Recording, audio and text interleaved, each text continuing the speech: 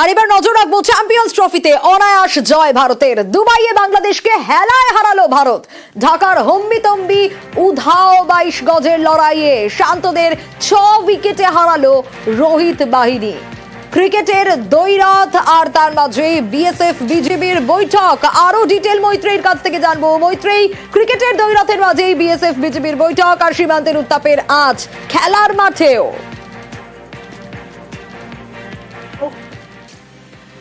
বাংলাদেশের তরফ থেকে যে হম্বিতম্বি ভারতের জন্য উঠে আসছিল, সেই হম্বিতম্বির জবাব ভারতীয় ক্রিকেটাররা আজকে দুবাইয়ের মাঠে একেবারে বাংলাদেশকে হেলায় হারিয়ে দিয়ে দিলেন।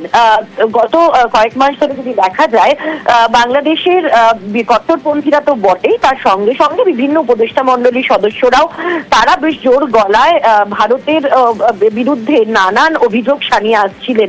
এমনকি বিজিবি বিএসএফ বৈঠক যদি আজকেই নয়াদিল্লিতে শেষ হলো, সেখানেও বিজিবির ডিজিকে বলতে শোনা যায় যে এই সমস্ত কিছু, অর্থাৎ যা যা ঘটনা ঘটছে বাংলাদেশে, সেই সবই মিডিয়ার অতিরঞ্জিত করা ঘটনা, এবং সেখানেও ভারতকে কিছুটা শ্লেষই করতে শোনা গিয়েছিল বিজিবির প্রধানকে।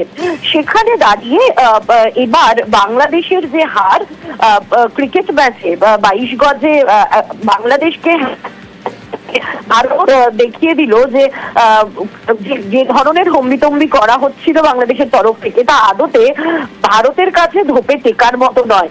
6 উইকেটে জয় হয়েছে টিম ইন্ডিয়ার, এবং শুধু জয়ই হয়নি, তার সঙ্গে সঙ্গে শুভমান গিল তিনি 100 রান করেছেন, 101 রান করেছেন তিনি, এবং জোড়া বিশ্ব রেকর্ডও এসেছে। তবে আজকের ম্যাচে যদি দেখা যায়, তাহলে অনেক আগেই কিন্তু বাংলাদেশের একেবারে পাঁচতারি গুটিয়ে দেওয়া যাওয়ার মতো ঢাকার হম্বিতম্বি উধাও এই 22 গজের লড়াইয়ে।